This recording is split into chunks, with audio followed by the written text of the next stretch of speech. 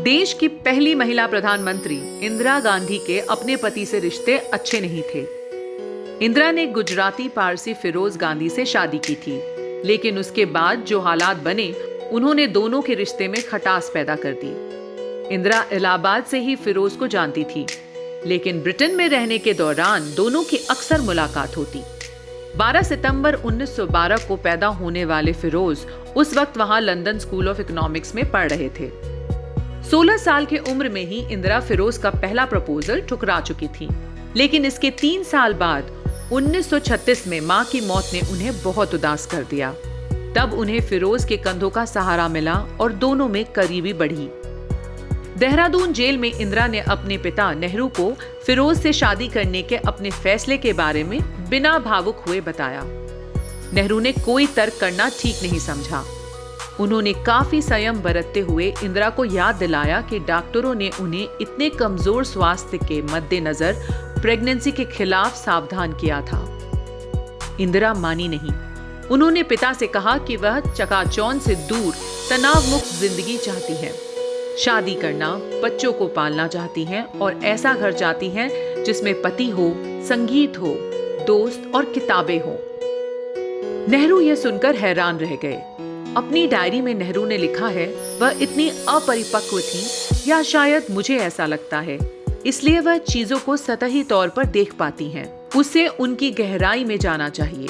इसमें वक्त लगेगा। मेरा ख्याल है कि उस पर दबाव ज्यादा नहीं है, वरना झटके लग सकते हैं। माना जाता है कि नेहरू इंदिरा और फिरोज से बहुत खुश नहीं थे, लेकिन उन्होंने अपनी निराशा छिपा ली थी। इलाहाबाद में 1942 में दोनों ने शादी कर ली। 1944 में इंदिरा को पहली संतान हुई, नाम रखा गया राजीव। लेकिन शादी के बाद जब इंदिरा राजनीति में सक्रिय होने लगी और पिता की सहायता की भूमिका में आ गई, तो यह रिश्ता कमजोर पड़ने लगा। इंदिरा की बायोग्राफी में पुपुल जयकर लिखती हैं, पिता की जरूरतों के मद्देनजर आनंद भवन इलाहाबाद और पति को छोड़ पिता के पास जाकर रहने का फैसला बड़ा फैसला था। इस बीच फिरोज ने अखबार नेशनल हेरल्ड का कार्यभार संभाल लिया। इस अखबार की संस्थापना 1937 में नेहरू ने की थी। पुपुल ने लिखा है कि इंदिरा से अलग होकर फिरोज लखनऊ में एक मशहूर जमींदार मुस्लिम परिवार की एक महिला के प्रेम में पड़ गए। इंदिरा तक जब यह बात पहुंची तब वो दोबारा गर्भवती थी और दिसंबर 1946 के अंत में डिलीवरी होने वाली थी। पति पत्नी के संबंध और बिगड़ते गए। दोनों राजनीति में आगे बढ़े, लेकिन निजी और राजनीतिक मतभेद भी बढ़े। सितंबर 1958 में इंदिरा पिता के साथ भूटान दौरे पर गई। इंदिरा ने वर्षों बाद घर और राजनीति के तनाव से निजात पाई थी, लेकिन सफर के बीच में ही उन्हें संदेश मिला कि फिरोज को दिल का दौरा पड़ा है।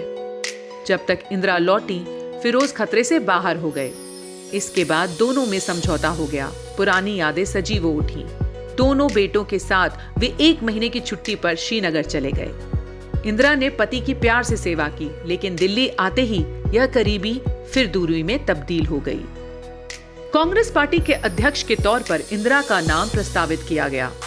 फिरोज को अपने शादी के रिश्ते पर यह आखिरी प्रहार लगा। वह अपने घर में सिमट गए और प्रधानमंत्री के घर आना जाना बंद कर दिया। 2 फरवरी को 41 की उम्र में इंदिरा कांग्रेस अध्यक्ष चुन ली गई। फिरोज अपने 48वें जन्मदिन से पहले ही यानी 8 दिसंबर 1960 को चल बसे। इंदिरा भाव शून्य हो गई। दोनों के कई साल लड़ते झगड़ते बीतते थे, लेकिन इसके बावजूद मीठी यादें शेष थीं, जिन्होंने इंदिरा को उदास कर दिया। उनकी मां की मौत के समय फिरोज ने उन्हें जो सहारा दिया, उसकी वह हमेशा एहसानमंद रही। अपने दामाद के साथ नेहरू के कभी अच्छे संबंध नहीं रहे थे। फिरोज को श्रद्धांजलि देने आए लोगों की भीड़ देखकर वह हैरान थे। प्रकाश पीयूष महुआ आपके लिए।